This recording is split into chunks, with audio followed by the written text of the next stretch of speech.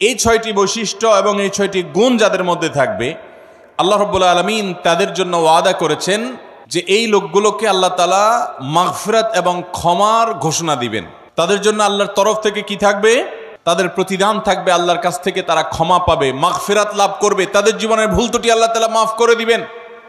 আর তাদেরকে আল্লাহ রাব্বুল আলামিন ইমানদারের সবচেয়ে বড় কাঙ্ক্ষিত টার্গেট এবং লক্ষ্য জান্নাত দান করবেন ইনশাআল্লাহ। কোন সেই 6টি গুণ, যে গুণ একজন মুত্তাকি মানুষের মধ্যে অবশ্যই থাকতে হবে, এবং এই গুণগুলো আমাদেরকে কিয়ামতের ভয়াবহতম দিনে আল্লাহর কাছ থেকে মাগফিরাত এনে দিবে এবং জান্নাত নিশ্চিত করে দিবে। জানা দরকার আছে না নাই? আসুন আমরা সেই 6টি গুণের সাথে পরিচিত হই। যদিও মুত্তাকিদের প্রায় 40টিরও বেশি গুণের কথা কোরআনে আল্লাহ তাআলা আলোকপাত করেছেন। নবী করিম সাল্লাল্লাহু আলাইহি সাল্লামের বহু হাদিসে মুত্তাকিদের বহু গুণের কথা আলোকপাত হয়েছে। সেগুলো নিয়ে একটি দীর্ঘ আলোচনায় আমরা চেষ্টা করেছি মুত্তাকিদের কোরআন হাদিসে যতগুলো গুণ বলেছে সে সবগুলোকে একত্র করার। আজকে শুধুমাত্র আমরা সূরা আলে ইমরানের 133 থেকে 36 আয়াতগুলোর মাধ্যমে এখান থেকে মুত্তাকিদের 6টি বিশেষ গুণের কথা উল্লেখ করব।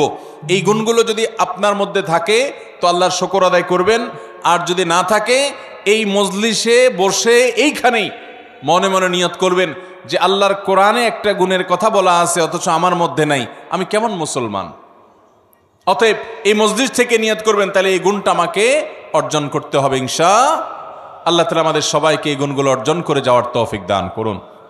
মোহতারাম হাজরিন, আল্লাহ রাব্বুল আলামিন বলেছেন ওয়াসারিউ ইলা মাগফিরাতিন মির রাব্বিকুম ওয়া জান্নাতিন আরদুহা কাআরদিস সামাওয়াতি ওয়াল আরদ। তোমরা আল্লাহর মাগফিরাতের দিকে দৌড়াও, প্রতিযোগিতা করো, অগ্রসর হও এবং জান্নাতের দিকে অগ্রসর হও, যে জান্নাতের প্রস্থ এই নবমণ্ডল এবং ভূমণ্ডল সমূহের যে দূরত্ব আছে, এ দুয়ের মধ্যে যত পার্থক্য আছে এরকম, সেই জান্নাতের দিকে তোমরা দৌড়াও, প্রতিযোগিতা করো, সেদিকে অগ্রসর হও, মুসারাআ করো। আল্লাহর মাগফিরাত এবং জান্নাতের দিকে তোমরা অগ্রসর হও, সেদিকে অগ্রসর হও, সেদিকে আগাও। যেই জান্নাত আল্লাহ তৈরি করেছেন উইদ্দাত লিল মুত্তাকিন, মুত্তাকিদের জন্য। জান্নাত কাদের জন্য তৈরি হয়েছে ভাই? মুত্তাকিদের জন্য। নামে মাত্র মুসলমান, তাকওয়া তাহারাতের নামগন্ধ নাই, জান্নাত তাদের জন্য তৈরি হয় নাই ভাই। জান্নাত তৈরি হয়েছে আল্লাহর সেসব বান্দাদের জন্য যারা শুধু নামে মুসলমান না, যারা মুসলমানের মধ্যে আফার ক্লাসের মুসলমান, যারা মুত্তাকি। আল্লাহ তাআলা আমাদের সবাইকে মুত্তাকি হওয়ার তৌফিক দান করুন। ভাইরা আমার, মুত্তাকি হওয়ার চেষ্টা করব তো ইনশাআল্লাহ। আসুন মুত্তাকিদের বৈশিষ্ট্য জেনে নেই। কি তাদের বৈশিষ্ট্য? 1 নম্বরের বৈশিষ্ট্য আল্লাহ তাআলা বলছেন আল্লাযীনা ইউনফিকুনা ফিস সাররাই ওয়াদ দাররা। 1 নম্বরের বৈশিষ্ট্য হলো তারা সুখে দুঃখে, যখন তাদের সচ্ছলতা থাকে তখন, আবার যখন টাকা পয়সার টানাটানি থাকে তখন, সব সময় তারা আল্লাহকে খুশি করার জন্য যে জায়গায় দান করলে আল্লাহ খুশি হবেন, ভালো কাজে, অসহায় মানুষের সেবায়, মসজিদ মাদ্রাসায়, কল্যাণমূলক কাজে, সাদকায়ে জারিয়ায়, যে কোনো ভালো কাজে আল্লাহকে খুশি করার জন্য দান করে। দুনিয়ার মানুষের জন্য কাছে বাহবা পাওয়ার জন্য না, দান কার জন্য হবে? আল্লাহকে খুশি করার জন্য। এমনকি আরশের নিচে ছায়া পাওয়া মানুষগুলোর মধ্যে থেকে 7 শ্রেণী মানুষের ভিতরে 1 শ্রেণী হলো যারা দান করে, এমনভাবে দান করে যে তারা এক হাতে দান করে, অন্য হাতও টের পায় না। আর আমাদের তো আজকাল আল্লাহ তাআলা কোনো ভালো কাজ করার তৌফিক দিলে, একটু দানের তৌফিক দিলে, আমরা নাম বলতে বলতে, প্রকাশ করতে করতে, নাম ফুটাইতে ফুটাইতে, জাহির করতে করতে ওইটার সওয়াবের আর কিছুই বাকি থাকে না, বরং সেটা শিরকে আসগরের গুনাহে লিপ্ত হয়ে যেতে হয় রিয়া করার কারণে। মোহতারাম হাজরিন, এই জন্য মুত্তাকিদের 1 নম্বরের বৈশিষ্ট্য হলো সচ্ছলতায় অনেকে দান করে, কিন্তু আল্লাহর এই মুত্তাকি বান্দারা শুধু সচ্ছল থাকলেই দান করবে না, দিনকাল যখন একটু খারাপ যায়, কেনা বেচা দোকানে একটু কম হয়, তখনও সে অকাতরে দেয়, দিতে থাকে, কোনো কার্পণ্য করে না। তাহলে এই বৈশিষ্ট্যটা আমাদের যার মধ্যে যতটুকু ঘাটতি আছে, এই মাহফিল থেকে, মজলিস থেকে আসুন মনে মনে নিয়ত করে নেই যে ইনশাআল্লাহ এখন থেকে আল্লাহ তাআলা আমাকে যতটুকু তৌফিক দিবেন ওখান থেকে আমি কিছু আল্লাহর রাস্তায় দান করব, আল্লাহকে খুশি করবার জন্য দিব। এবং যখন আমদানি ইনকাম অনেক ভালো তখনও দিব, যখন ইনকাম নাই একেবারে টানাটানি আছে ওখান থেকে একটু বাঁচিয়ে হলেও দিব। কারণ আল্লাহ তাআলা আমার দানের পরিমাণ দেখবেন না, আল্লাহ দেখবেন আমার সামর্থ্যের তুলনায় আমি কতটুকু করলাম। ঠিক না বে ঠিক? ভাইরা আমার, সাহাবা একরাম যা দান করেছেন রাদিয়াল্লাহু তাআলা আনহুম আজমাইন, তারা যা দান করেছেন, আজকের যুগে এমন বহু লোক বাংলাদেশে আছে, পৃথিবীতে অনেক দানবীর আছে যারা এত কোটি কোটি টাকা, মিলিয়ন মিলিয়ন বিলিয়ন বিলিয়ন টাকা আল্লাহর রাস্তায় দান করে, দিনের কাজে দিয়ে দেয়, মানুষের সেবায় দান করে, হয়তো ইখলাসের সাথেও দান করে। পরিমাণ এত বেশি যে সব সাহাবী মিলেও এত টাকা দান করার সুযোগ পান নাই। কথা বুঝেন নাই? সাহাবীদের যুগে এত সহায় সম্পদ তো ছিল না। তারা যা দান করেছেন যদি পরিমাণ একত্র করেন, তাহলে আজকের যুগে এমন বহু পয়সাওয়ালা আছেন যে এক একটা মসজিদ মাদ্রাসার পিছনে 20-50-100 কোটি আরো অনেক বেশি খরচ করে ফেলেছেন। আছে না নাই? দেখা যাবে যে সাহাবা একরাম সবাই মিলে যা দান করছেন সেগুলোর বাজার মূল্য বের করলে এরকম একজনের দানের সমানও হবে না। এই হলো পরিমাণের অবস্থা। এবার আসেন দেখি ফজিলত এবং মর্যাদার অবস্থা। নবী করিম সাল্লাল্লাহু আলাইহি সাল্লাম বলেছেন সাহাবীদের সম্পর্কে, তোমাদের কেউ যদি উহুদের পাহাড় সমপরিমাণ স্বর্ণ আল্লাহর রাস্তায় দান করে, তো আল্লাহর নবী সাল্লাল্লাহু আলাইহি সাল্লামের সাহাবীদের কেউ সামান্য 1 মুদ পরিমাণ অথবা তার চাইতেও কম পরিমাণ আল্লাহর রাস্তায় কিছু দান করলে সেটার যে পরিমাণ সওয়াব হবে, তোমাদের উহুদ পাহাড় সম পরিমাণ স্বর্ণের দানের সওয়াব ততটুকু হবে না। কিসের কারণে ভাই? তাদের দানের ভিতরে যে ইখলাস ছিল, তাদের জানের ভিতরে যে নিষ্ঠা ছিল, নিয়তের ভিতরে যতটা নির্ভেজাল ছিল, আমাদের দান আজ এতটা নির্ভেজাল। তাদের উপার্জন যত হালাল ছিল, তাদের ভেতরকার নিয়ত যত খালেস ছিল, আমাদেরটা ততটা না। এই জন্য ভাইরা, মুত্তাকি মানুষ হিসাবে আমরা সুখে দুঃখে সর্বাবস্থা দান করব। শুধু দান করলে হবে না, আল্লাহকে খুশি করার জন্য দান করব। আর্থিক ইবাদত পয়সা করে দান করলে এই ইবাদতটার মধ্যে ভেজাল বেশি ঢুকে। এই ইবাদতটার মধ্যে ভেজাল কেন ঢুকে? ভেজাল কারণ নিজের ভেতর থেকে নফস বলে, প্রবৃত্তি বলে, মন বলে, এতগুলো টাকা দিয়ে দিলাম, একটা বারের জন্য যদি আমার নামটা ঘোষণা না দেয় কেমন হয়? আমরা একটু বলতে পছন্দ করি, জাহির করতে পছন্দ করি। কিছু মানুষকে শুনাইতে পারলে নিজের কাছে একটু ভালো লাগে যে হ্যাঁ, তারা জানবে আমি দান করছি। এই রোগটা আমাদের মধ্যে আছে না নাই? ভাইরা আমার, এটা কোনো ভালো গুণ না।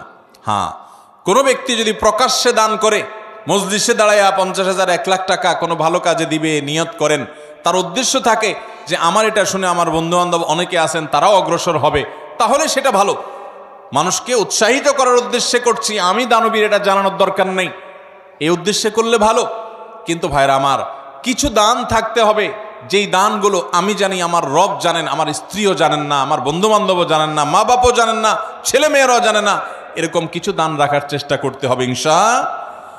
আপনি গোপনে গোপনে একজন গরিবকে নিয়মিত টাকা পয়সা দিয়ে যান, একটা গরিব ফ্যামিলিতে নিয়মিত কিছু চাল কিনে দেন, নিয়মিত কিছু ভালো কাজ করেন, একটা মাদ্রাসায় কিছু টাকা নিয়মিত দেন। আপনি জানেন আর আপনার মালিক জানে, পরিবারের কাউকে জানেন না, বলান না। এরকম কিছু নিরালা, এরকম কিছু নিবৃতে দান করার চেষ্টা করব তো ইনশাআল্লাহ। আজকাল ফেসবুকের যুগ, ইউটিউবের যুগ, সোশ্যাল মিডিয়ার যুগ। 2-4-10 টাকা দান করার পর ওইটা জাহির করতে করতে, পোস্ট করতে করতে, ওইটার জন্য লাইক কমেন্টের ধান্দা করতে করতে আমরা আমাদের আমলগুলোকে বরবাদ করে ফেলি। ঠিক না ঠিক ভাই? অতএব সুখের সময় দান তো অনেকেই করে, দুঃখে কষ্টের সময়, টানাটানের সময় আমরা দান করব তো ইনশাআল্লাহ। যতটুকু আছে ওখান থেকে কষ্ট করে দান করব। অনেক সময় কষ্টের সময়ের 10 টাকা সচ্ছল সময়ের 10,000 টাকার চাইতে বেশি উত্তম হতে পারে। আল্লাহ দেখবেন যে আপনার আছেই 100 টাকা, সেখান থেকে আপনি 10 টাকা দিয়ে দিয়েছেন, আরেকজনের লক্ষ লক্ষ টাকা আছে, সেখান থেকে 10,000 দিছে। অতএব তার চাইতে আপনার ত্যাগের পরিমাণ বেশি। অতএব সর্বাবস্থা দান করব তো ইনশাআল্লাহ। ইমানদার এবং মুত্তাকি যাদের জন্য জান্নাত তৈরি করা হয়েছে, তাদের দ্বিতীয় বৈশিষ্ট্য হলো ওয়াল কাযিমিনাল গাইজ। যারা তাদের ক্রোধ, গোস্বা এবং রাগকে সংবরণ করে। বহু মানুষ আছে ভাইরা আমাদের সমাজে, রাগ উঠলে আর মাথা ঠিক থাকে না, আছে না নাই? বরং বেশিরভাগ মানুষই আমরা এ রোগের রোগী। কি বলেন? রাগ উঠলে মাথা ঠিক থাকে না। জান্নাত যাদের হবে, যারা জান্নাতের মালিক হবে, যারা আল্লাহর পক্ষ থেকে মাগফিরাতকে পুরস্কার হিসাবে পাবে, ক্ষমা লাভের তৌফিক হবে যাদের, এই মানুষগুলোর দ্বিতীয় বৈশিষ্ট্য, মুত্তাকিদের বৈশিষ্ট্য, আল্লাহ বলেছেন ওয়াল কাযিমিনাল গাইজ, তারা রাগ ক্রোধকে কি করবে? নিয়ন্ত্রণ করবে, সংবরণ করবে, আটকে ধরে রাখবে। একটা জায়গায় মারাত্মক মেজাজ গরম হয়েছে কারোর উল্টাপাল্টা কথার কারণে, এমন রাগ উঠছে, এখন মনে চাচ্ছে যে ধরে কয়েকটা লাগাই দেই, উথাম থাম মারি, দু চারটা মুখ খারাপ করে বলে ফেলি, একটু ভাঙচুর করি, চিল্লাচিল্লি করি, করার সুযোগও আছে। কিন্তু ওই যে জান্নাত পাওয়ার আশায়, আল্লাহর কাছে প্রিয় বান্দা হওয়ার আশায়, আল্লাহর কাছ থেকে কিয়ামতের ময়দানে ক্ষমা লাভের আশায় সে নিজের রাগটাকে নিয়ন্ত্রণ করে, সংবরণ করে, হজম করে ঢোক গিলে ফেলেছে। রাগটা প্রকাশ করে নাই, বহুত কষ্টে মুখটা লাল হয়ে গেছে, কিন্তু মুখ দিয়ে কিছু বাইর হয় নাই, হাত দিয়ে কিছু করে নাই, জায়গা থেকে সরে গেছে, ওই স্থান ত্যাগ করে গেছে, নিজেকে নিয়ন্ত্রণ করার চেষ্টা করছে। আল্লাহর এই বান্দারা অনেক শ্রেষ্ঠ বান্দা, অনেক প্রিয় বান্দা। এই গুণটা আমাদের আনার জন্য যুদ্ধ করতে হবে, নিজের সঙ্গে সংগ্রাম করতে হবে। ঘরে ঘরে আজ অশান্তি, সমাজে সমাজে আজ অশান্তি, পরিবারে পরিবারে আজ অশান্তি। এই দোষটার কারণে, এই ত্রুটির কারণে। স্বামীর কথা স্ত্রী সহ্য করে না, স্ত্রীর কথা স্বামী সহ্য করে না, বাপ মার কথা ছেলে মেয়ের সহ্য হয় না, ছেলে মেয়ের কথা বাপ মার সহ্য হয় না, ভাইয়ের কথা ভাইয়ের সহ্য হয় না, কাস্টমারের কথা দোকান মালিকের সহ্য হয় না, মালিকের কথা শ্রমিকের সহ্য হয় না, একজনেরটা আরেকজনের সহ্য হয় না, আর লেগে যায় গন্ডগোল। দুনিয়াতেও ক্ষতিগ্রস্ত হয়, লজ্জিত হয়, লাঞ্ছিত হয়, ছোট হয়, আখিরাতে তার ধ্বংস হয়ে যায়। ঠিক না বে ঠিক? এক সাহাবী এসে বলছেন, ইয়া রাসূলুল্লাহ আউসিনি, আমাকে আপনি একটু উপদেশ দেন। নবী করিম সাল্লাল্লাহু আলাইহি ওয়াসাল্লাম বলেছেন, লা তাগদাব, তোমার জন্য উপদেশ হলো তুমি রাগ করবা না। বলেন যে ইয়া রাসূলুল্লাহ এটা বুঝলাম, আরেকটা উপদেশ করেন। নবী করিম সাল্লাল্লাহু আলাইহি ওয়াসাল্লাম বলেছেন, দ্বিতীয় উপদেশও হলো রাগ করবা না। বলে ইয়া রাসূলুল্লাহ বুঝলাম, আরেকটা করেন। নবী করিম সাল্লাল্লাহু আলাইহি ওয়াসাল্লাম বলেছেন, লা তাগদাব, তৃতীয় উপদেশও তোমার জন্য একটাই, যে রাগ করবা না। এরপর নবী করিম সাল্লাল্লাহু আলাইহি ওয়াসাল্লাম বলেছেন একবার, লা তাগদাব ওয়ালাকাল জান্নাহ, রাগ করবা না, জান্নাত তোমার হবে। রাগ করবা না, জান্নাত তোমার হবে।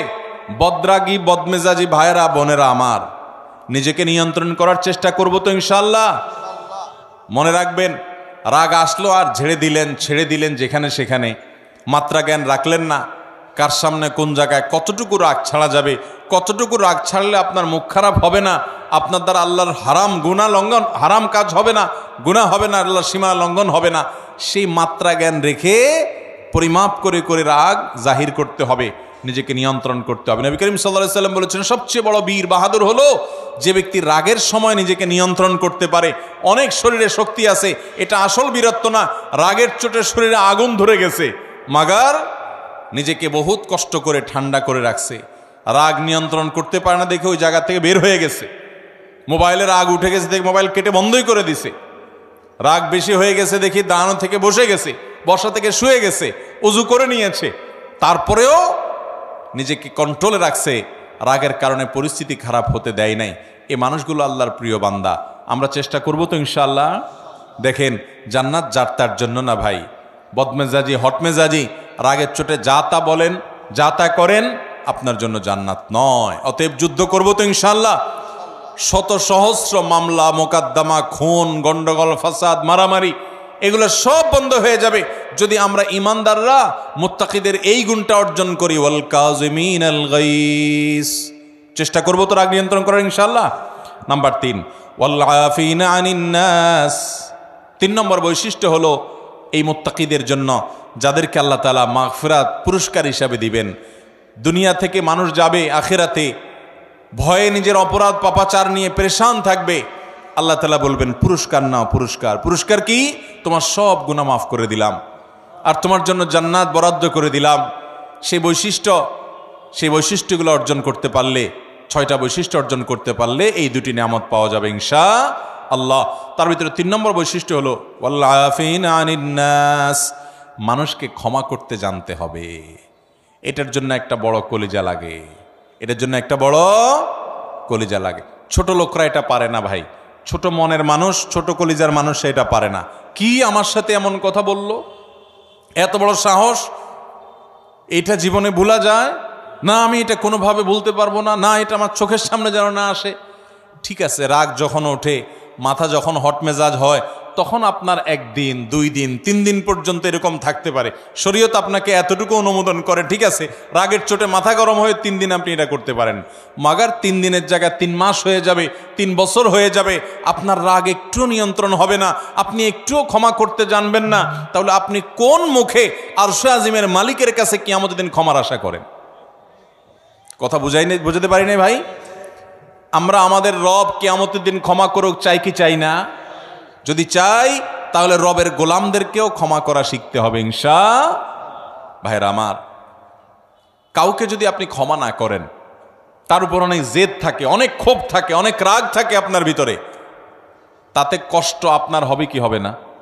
আরেকজনের প্রতি জেদ ক্ষোভ রাগের কারণে ভিতরে নিজের জ্বালা পোড়া হয় না, কষ্ট হয় না? আর যদি মাফ করে দেন, মাফ করলে যারে মাফ করছেন তার উপকার হোক বা না হোক, আপনার নিজের উপকার হবে, সাথে সাথে আপনার মনটা দেখবেন পাতলা হয়ে গেছে, আপনার মনটা যেখানে হালকা হয়ে গেছে, নির্ভার হয়ে গেছে, মনের ভিতরে মনে হবে একটা পাথর ছিল, পাথরটা জগদ্দল পাথর যেন সরে গেছে। যদি মানুষকে ক্ষমা করতে জানেন, মানুষকে ক্ষমা করবো তো ইনশাআল্লাহ। অনেক মানুষ আছে খুব শক্ত, লোহার মতো শক্ত, ক্ষমা করতে জানে না, একবার রাগ হইলে তো হইল, আছে না নাই? এগুলো কোনো ভালো মানুষের, ভালো মুসলমানের, ভালো ব্যক্তির এবং মুত্তাকির বৈশিষ্ট্য হতে পারে। আমরা মানুষকে ক্ষমা করব। এখন কথা হলো, আমি ক্ষমা করলে ও বারবার উল্টাপাল্টা করে, ওর ক্ষতি করে। ভাইরা আমার, ও যদি নিজের ক্ষতি করে সে ক্ষতিগ্রস্ত হবে, কিন্তু আমি তো ক্ষমা করে আল্লাহর কাছ থেকে পুরস্কার পাবো। অতএব আমার লাভ না লাভ নাই, আমি তো আমার নিজের লাভ বুঝবো। পাগলেও নিজের লাভ বুঝে, কিন্তু আমরা নিজেরটা অনেক সময় লাভ বুঝি না। নিজের লস করে হলেও আরেকজনের উপকার করার চেষ্টা করি। আরে ভাই, তার সংশোধন যদি না হয়, আমার অধীনস্থ হলে তাকে আমি শাসন করব, জোর করব, জবরদস্তি করব, রাগ করব, নিয়ন্ত্রিত রাগ, যে রাগের ভিতরে কটু কথা থাকবে না, বিশ্রী কথা থাকবে না, গালমন্দ থাকবে না, জুলুম থাকবে না, সেরকম রাগ করব অধীনস্থ হলে। কিন্তু সেটাও নিয়ন্ত্রিত রাগ হতে হবে। আর মনে রাখতে হবে, ক্ষমা করতে জানলে আল্লাহ ক্ষমা করবেন ইনশাআল্লাহ। কোন এক সালাফ, তার অধীনস্থ বারবার একই ভুল করে, বারবার একই ভুল করে, তো এতবার একই ভুল করার কারণে উনি রাগ হয়ে বলছেন, তোমাকে কতবার আর ক্ষমা করবো এই একটা ভুলের কারণে? তখন সে কানে কানে ওনাকে বলছেন, কিয়ামতের ময়দানে আল্লাহর কাছে দুনিয়াতে একই পাপ যতবার করার পরও মাপের আশা রাখেন, আমাকে ততবার করলেই হবে। আল্লাহ তাআলা আমাদেরকে মানুষকে ক্ষমা করার মতো উদার মন মানসিকতা লালন করার তৌফিক দান করুন। তাহলে মুত্তাকিদের 3 নম্বর বৈশিষ্ট্য হলো ওয়াল আফিনা আনিন নাস, যারা মানুষকে ক্ষমা করে। 4 নম্বর হলো আল্লাহু ইউহিব্বুল মুহসিনিন, আল্লাহ তাআলা ইহসানকারীদেরকে ভালোবাসেন। অর্থাৎ এটাও মুত্তাকিদের একটা বৈশিষ্ট্য হবে যে তারা ইহসান করবে। ইহসান মানে যে কোনো ভালো কাজ করবে, আল্লাহর বান্দাদের প্রতি অনুগ্রহ করবে, পরোপকারী হবে, মানুষের উপকার করবে। ভাইরা আমার, ডক্টর খন্দকার আব্দুল্লাহ জাহাঙ্গীর রাহিমাহুল্লাহ এদেশে ক্ষণজন্মা একজন আলেম দ্বীন ছিলেন, ইসলাম বিশ্ববিদ্যালয় কুষ্টিয়ার হাদিসের প্রফেসর ছিলেন, বহু গ্রন্থ এর রচয়িতা ছিলেন। স্যার রাহিমাহুল্লাহ বলেছেন যে আল্লাহ তাআলা আমাকে কোরআন হাদিসের যতটুকু ইলম দিয়েছেন, দেশে বিদেশে বিভিন্ন ইউনিভার্সিটিতে মাদ্রাসায় দীর্ঘকাল পড়াশোনা করে, শিক্ষকতা করে, ইউনিভার্সিটিতে হাদিস পড়ায় যতটুকু আমি কোরআন হাদিস এবং ইসলামের বই পুস্তক পড়ে ইলম অর্জন করেছি, আমি বুঝেছি গোটা ইসলামের জিস্ট 2টা কথা। তার একটা হলো আল্লাহর প্রতি ঈমান আনার পর এবং আল্লাহর মৌলিক মোটা মোটা ফরজ বিধানগুলো মানার পর আল্লাহর জমিনে যে আমলটাতে আল্লাহ সবচেয়ে বেশি খুশি হন, সেটা হলো কোনো মানুষ যখন কোনো মানুষের উপকার করে। আর দ্বিতীয় কথা যেটা শুনলাম, বুঝলাম কোরআন হাদিস থেকে, সেটা হলো যে কুফরির পর, বড় বড় কবিরা গুনাহগুলোর পর আল্লাহ সবচেয়ে বেশি নাখুশ হন, অসন্তুষ্ট হন বান্দা যখন আরেকজনের ক্ষতি করে, ক্ষতি করার চেষ্টা করে, পিছে লাগালাগি করে। ভাইরা, এই রোগটা, মানুষের পিছে লাগার রোগটা আমাদের মধ্যে আছে না নাই? আছে। অযথা দেখবেন মহিলাদের মধ্যে রোগ আছে, দোকানদারদের মধ্যে রোগ আছে, রাজনীতিবিদদের মধ্যে রোগ আছে, হুজুরদের মধ্যে রোগ আছে, সাধারণ মানুষের মধ্যে রোগ আছে, যে পিছে লাগ, এর গোষ্ঠী উদ্ধার কর, আছে না নাই? ইমানদার কারোর পিছে লাগবে না ভাই। ইমানদার নিজের চরকায় তেল দিবে। আমার কি হবে কিয়ামতের ময়দানে আমি জানি না। জীবনে 4 রাকাত নামাজ ঠিকমতো নামাজ পড়ে মনোযোগের সাথে খুশুখুশুর সাথে পড়ে আল্লাহর কাছে পেশ করার মতো রেডি করতে পারি নাই। কত ত্রুটি, কত মনোযোগ কোন দিক চলে যায়। সেখানে আমি সারা দুনিয়ার মানুষকে নিয়ে লাগবো, আমার নিজের কি হবে সেই চিন্তা করবে, সেই সাথে অন্যের ইসলাহ করব, মানুষের ক্ষতি করার উদ্দেশ্যে, ছিদ্র বের করার উদ্দেশ্যে, দোষ ধরার উদ্দেশ্যে পিছনে লাগালাগি করা, ধর্মের নামে, ইসলামের নামে আমরা অনেক সময় এক গ্রুপ আরেক গ্রুপের বিরুদ্ধে লাগি কি লাগি না ভাইরা, ফেসবুকে, সোশ্যাল মিডিয়াতে, অনলাইনে, অফলাইনে। তো ইমানদার এটা করবে না। ইমানদার পরোপকারী হবে, মানুষের কল্যাণকামী হবে, ইহসান করবে এবং যে কোনো ভালো কাজ পাইলেই সেটা করার চেষ্টা করবে। আল্লাহু ইউহিব্বুল মুহসিনিন। 5 নম্বর বৈশিষ্ট্য হলো ওয়াল্লাযীনা ইযা ফাআলু ফাহিশাতান আও যালামু আনফুসাহুম যাকারুল্লাহ। যারা কোনো অশ্লীল, অন্যায়, জেনা, ব্যভিচার, অপরাধমূলক যে কোনো কর্মকাণ্ড, কোন একটা গুনাহের কাজ করে ফেলেছে, কারো গীবত করে ফেলেছে, কাউকে কষ্ট দিয়ে ফেলেছে, বা কোনো একটা গুনাহ করে ফেলেছে, ওয়াল্লাযীনা ইযা ফাআলু ফাহিশাতান আও যালামু আনফুসাহুম, অথবা নিজের প্রতি নিজে অবিচার করেছে। ভাইরা আমার, আমরা গুনাহ করলে কার ক্ষতি হয়? আল্লাহর ক্ষতি হয়। আল্লাহর কোনো হুকুম লঙ্ঘন করলে আল্লাহর ক্ষতি হয়। আল্লাহর কোনো ঠেকা আছে ভাই? আমরা দুনিয়ার সব মানুষ মিলে যদি একত্র হয়ে সবাই মিলে যদি হারামে চলে যাই, আল্লাহর কোনো লস আছে? আল্লাহর কোনো লস নাই। আর আমরা সবাই মিলে যদি আল্লাহর গোলামি শুরু করে দিই, আল্লাহর কোনো লাভ আছে? আল্লাহর কোনো ঠেকা নাই ভাই। তো এই জন্য নিজে অপরাধ করে, পাপ করে যে নিজের প্রতি অবিচার করি, আও যালামু আনফুসাহুম, নিজের প্রতি যদি নিজে অবিচার করেন, অশ্লীল কাজে লিপ্ত হন, এরকম কোনো কাজ করার পর যাকারুল্লাহ, আল্লাহর কথা স্মরণ হয়, রে আমার সৃষ্টিকর্তা আল্লাহ তো দেখছেন, তার কাছে তো জবাবদিহি করতে হবে, এটা মনে হওয়ার সঙ্গে সঙ্গে ফাস্তাগফারু লিযুনুবিহিম, সাথে সাথে ওই অপরাধের জন্য আল্লাহর কাছে মাপ চায়। ওয়া ইয়াগফিরুয যুনুবা ইল্লাল্লাহ, আর সে জানে আল্লাহ ছাড়া কেউ মাফ করতে পারবে না এই অপরাধ থেকে। এই জন্য সে আল্লাহর কাছে ওইভাবে কায় মনোবাক্যে মাপ চায়। এই বৈশিষ্ট্যটা থাকবে যাদের, মুত্তাকিদের, যে কোনো গুনাহ হলে মানুষ হিসাবে গুনাহ হয়ে যেতে পারে, যখনই গুনাহ হয়ে যাবে সাথে সাথে বিলম্ব না করে দ্রুততার সাথে আল্লাহর কাছে মাপ চাইবে। আল্লাহর কথা স্মরণ হবে, আরে আমি তো এটা করতে পারি না, ইমানদার হিসাবে, জান্নাত প্রত্যাশী মানুষ হিসাবে সে আল্লাহর কাছে মাপ চাবে। 6 নম্বর বৈশিষ্ট্য হলো ওয়ালাম ইউসিরু আলা মা ফাআলু ওয়া হুম ইয়ালামুন, এবং একটা পাপ একবার হয়ে গেলে নিজেকে নিজে সে ভৎসনা করে, রাগ করে, নিয়ন্ত্রণ করে, আর সে সেই অপরাধের ধারে কাছেও যায় না। একবার হয়ে গেছে, আল্লাহর কাছে মাপ চাইছে, আর যেন না হয় সেজন্য সে আপ্রাণ চেষ্টা করে। এটা হলো 6 নম্বরের বৈশিষ্ট্য। এই বৈশিষ্ট্যগুলো আবারও আমি এক নজরে বলে দিচ্ছি। নাম্বার 1, যারা দান করে সুখে দুঃখে সর্বাবস্থায়। নাম্বার 2, যারা নিজের রাগ গুসাকে নিয়ন্ত্রণ করে, কন্ট্রোল করে। নাম্বার 3, যারা মানুষকে ক্ষমা করে। নাম্বার 4, যারা মানুষের প্রতি ইহসান করে এবং যে কোনো ভালো কাজ সে করার চেষ্টা করে। নাম্বার 5, কোনো অশ্লীল কাজ করলে, কোনো গুনাহের কাজ করলে, নিজের প্রতি নিজে জুলুম অবিচার করে ফেললে সাথে সাথে আল্লাহর কথা স্মরণ হওয়ার সাথে সাথে সে ক্ষমা চায়, মাপ চায়, ফিরে আসে। আর নাম্বার 6, সেই পাপ কাজ আর কখনো করে না। এই 6টি বৈশিষ্ট্য যাদের থাকবে, আল্লাহ বলেছেন উলাইকা জাযাউহুম মাগফিরাতুম মির রাব্বিহিম ওয়া জান্নাত, এই লোকগুলোর আল্লাহর পক্ষ থেকে কিয়ামতের ময়দানে এই 6টা বৈশিষ্ট্য নিয়ে যদি কেউ যেতে পারে, তো আল্লাহর পক্ষ থেকে সে ক্ষমা এবং মাগফিরাত এটা পুরস্কার হিসাবে গ্রহণ করবে এবং জান্নাত লাভ করবে। তাজরি মিন তাহতিহাল আনহার, যার তলদেশ দিয়ে নহর প্রবাহিত হবে, সেই চিরসুখের ঠিকানা জান্নাত পাবে। খালিদিনা ফিহা, সেখানে সে চিরকাল থাকবে। ওয়া নি'মা আজরুল আমিলিন, আর আল্লাহর জন্য আমলকারী বান্দাদের পুরস্কার কতই না সুন্দর এবং উত্তম হবে ইনশাআল্লাহ। মুত্তাকিদের এই 6টা গুণ অর্জন করার চেষ্টা করব তো ইনশাআল্লাহ।